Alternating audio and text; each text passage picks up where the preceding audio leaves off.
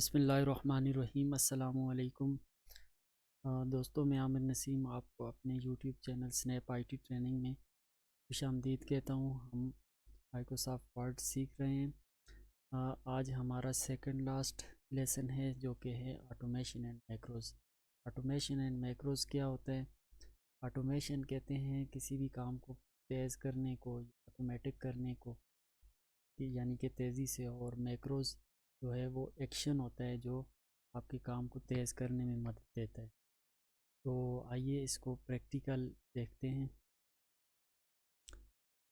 मैं यहाँ पे एक फ़ाइल पड़ी हुई है, ये इसको खोल देता हूँ। ये पुरानी फ़ाइल है, इसमें पहले से काम किया हुआ है।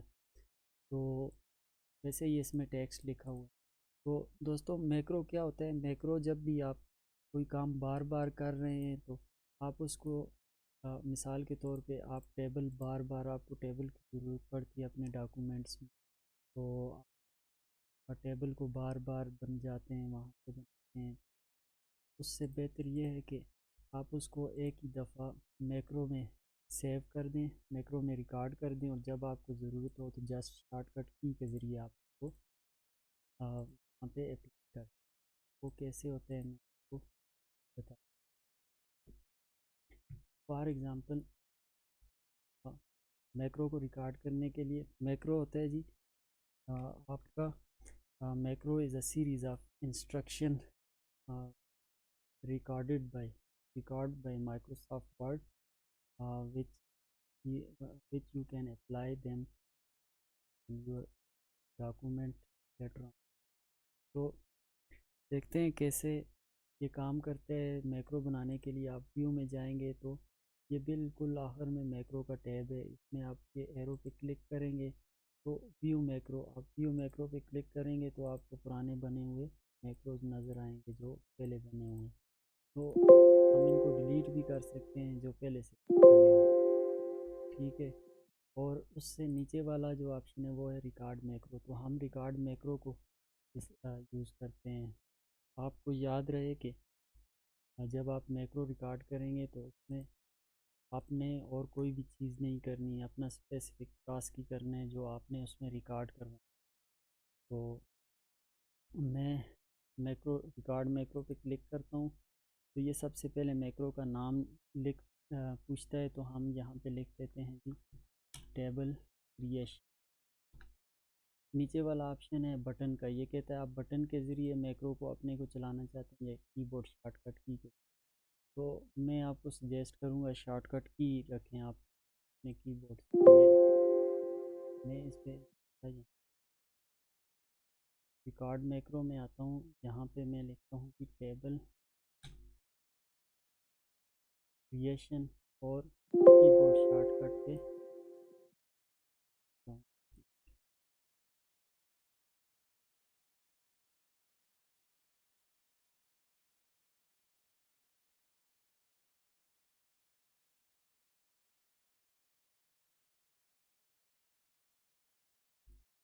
कार्ड मैक्रो पे आए। हमने यहाँ पे टेबल क्रिएशन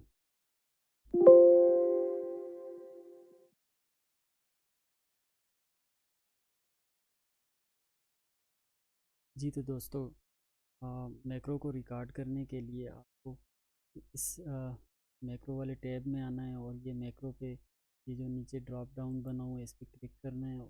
आप इसमें व्यू करें तो आपको पुराने बने हुए मैक्रोज नज़र आएंगे, और आप नया अपना रिकॉर्ड करना चाहते हैं तो यहाँ से होगा। आप रिकॉर्ड मैक्रो पे क्लिक करेंगे, ठीक है। यहाँ पे मैक्रो का हम नाम देते हैं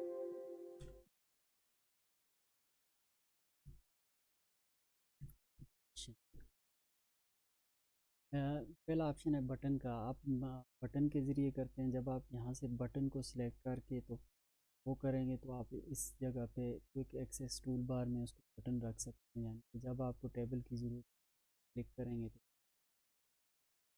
तो मैं आपको सजेस्ट करूँगा आप कीबोर्ड शॉर्टकट की सही रखें। तो मैं इस पर क्लिक करता हूँ और यहाँ पे कीबोर्ड शॉर्टकट की रखता हूँ, कंट्रोल शिफ्ट एच रख देता हूँ और इसको साइन करता हूँ। और आपने ये ध्यान रखना है कि ये कीबोर्ड शॉर्टकट पहले से माइक्रोसॉफ्ट वर्ड की अपनी कीबोर्ड कोई शॉर्टकट की ना हो, अगर वो हुई तो फिर ये नहीं काम करेगा आपका मैक। मैं जैसे ही क्लोज पे क्लिक करूँगा तो मैक्रो रिकॉर्ड होना स्टार्ट हो जाएगा। अब मैं मिसाल के तौर पे मुझे टेबल को बनाना है, इसमें मुझे 4 कॉलम और इस तरह 5 रोज़ वाला टेबल हर जगह पे हर बार लगता है, तो मैं इसे बना लेता हूँ और इसमें मैं ऊपर लिख देता हूँ जी हेडिंग 1, ठीक है जी, हेडिंग 2,